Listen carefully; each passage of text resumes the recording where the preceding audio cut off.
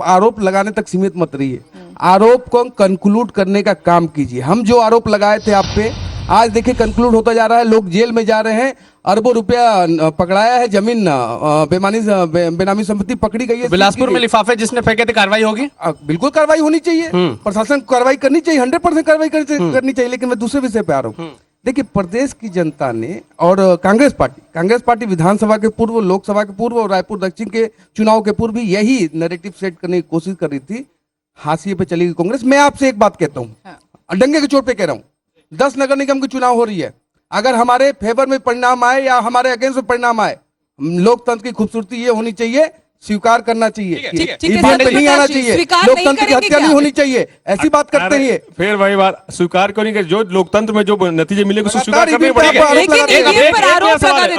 सत्या जी, पांडे जी आऊंगा आपके पास, एक अपडेट दर्शकों तो पहुंचा दे। कांकेर नगर पालिका में भारतीय जनता पार्टी के प्रत्याशी 1290 मतों से आगे चल रहे हैं। आमापारा बीजेपी जीत चुकी है, अलबेलापारा संजय नगर में बीजेपी जीत चुकी है, उदयनगर में कांग्रेस को जीत मिली है, महादेव वार्ड भी कांग्रेस जीती है, जवाहर वार्ड बीजेपी जीती है। ज्यादातर कांकेर की बात हो या फिर बीजापुर की बात हो, यहां पर भाजपा बढ़त बना रही है। सत्यप्रकाश जी, क्या माना जाए, पूरे बस्तर संभाग की बात की जाए तो जिम्मेदारी थी पीसीसी चीफ दीपक बैज के ऊपर, उन्होंने वहां पर कैंप किया और यहां पर बीजेपी के प्रदेश अध्यक्ष किरण सिंहदेव ने वहां पर कैंप किया हुआ था। क्या माना जाए, पलड़ा भारी लग रहा है बीजेपी का?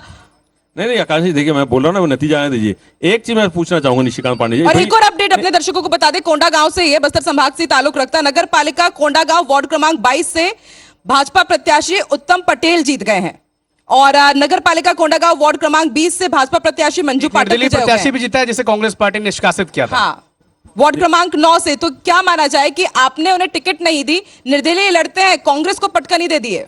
नहीं, देखिए वो तो हमारे पार्टी का फैसला रहता है किसको टिकट देना नहीं देना। हो सकता है निर्दलीय भी जीत जाते हैं, इसमें कोई बड़ी बात नहीं होती है कि पार्टी टिकट नहीं देती, निर्दलीय खड़ो वो जीत जाते हैं। डेंट तो कांग्रेस को लग जाता है ना। वो पार्टी बाद में उस पर अनुशासनहीनता जो भी कार्रवाई बाद में करेगी, क्यों हम हारे क्यों जीते, सब चीज की जो बैठक होती है, चर्चा होती है, सब निष्कर्ष निकलता है उसमें। और एक मेरा सवाल है, अभी निशिकांत जी ने बोला कि जो आपने अविनाश जी सवाल किया कि जो नालियों में जो पैसे गिरे थे उस पर कार्रवाई होगी, तो ये मान रहे हैं ना कि इनके प्रत्याशी पैसे बांट रहे थे, तो हमारे ऊपर आरोप लगा, कार्रवाई करेगा कौन? इनकी सरकार है, इनकी पुलिस है, इनकी एजेंसी है, तो कार्रवाई कौन करेगा? लेकिन सवाल ये भी उठता है ना कि आप कब तक आरोप लगाते रहेंगे? हमने बिलासपुर में, देखिए बिलासपुर की तस्वीर का आपने जिक्र किया, बिलासपुर से ही अभय नारायण राय, वो हम जब निष्कासित कर दिया गया तो हमसे बात हुई तो वो कह रहे हैं कि प्रमोद नायक के घर में ही बैठे हैं वो और कांग्रेस के लिए काम कर रहे हैं। तो ये कितनी दुर्भाग्य वाली स्थिति कि कांग्रेस हमेशा अंतरकलह में ही गिरती दिखती है। नहीं अविनाश जी, देखिए वो एक अलग विषय क्या है क्या नहीं, मगर अगर आप उसकी बात करेंगे तो इनका तो कार्यालय जला दिया जाता है।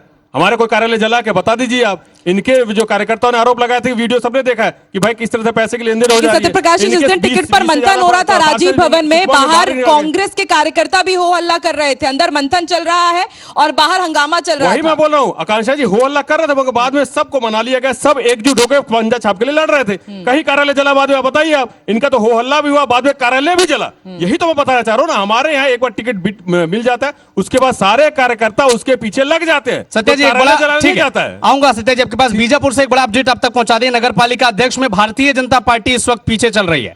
कुमारी की बात करें वार्ड 24 की, तो अध्यक्ष के लिए डाक मतपत्रों की गिनती शुरू हो चुकी है। कांग्रेस के पक्ष में केवल 4 वोट आए हैं। सत्या जी, नहीं ये आपके चैनलों पे चल रहा है, टास्क है आज आपके लिए।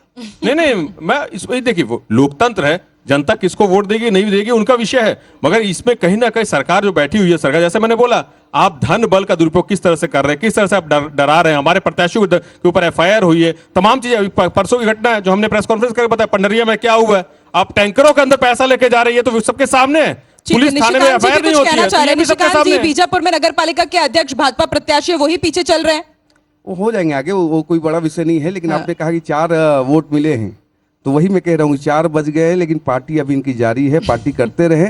शून्य पे दिल्ली में बैठे हुए केंद्र की राजधानी में, लेकिन चिंता नहीं है। रायपुर और छत्तीसगढ़ की प्रदेश की जनता ने तय कर लिया है, जिस प्रकार से आप परिणत हो रहा है, चप्पा चप्पा भाजपा की दिशा में नगर निगम, नगर पंचायत, नगर पालिका बढ़ रहा है। और प्रदेश के सर्वांगीण विकास के लिए, सकारात्मक राजनीति के लिए प्रदेश की जनता ने भारतीय जनता पार्टी को चुना है। अनिल जी, पूरे प्रदेश में जिस तरह से निकाय चुनाव गुजरा है और जिस तरह से भारतीय जनता पार्टी और कांग्रेस का प्रचार आपने देखा है, कितनी सीटें, हमारे हिसाब से तो 3-4 सीटें ऐसी हैं जहां कांग्रेस अच्छी फाइट दे रही है, लेकिन क्या जो नतीजे आ रहे हैं वहां से भी कम आंकड़ा जा सकता है?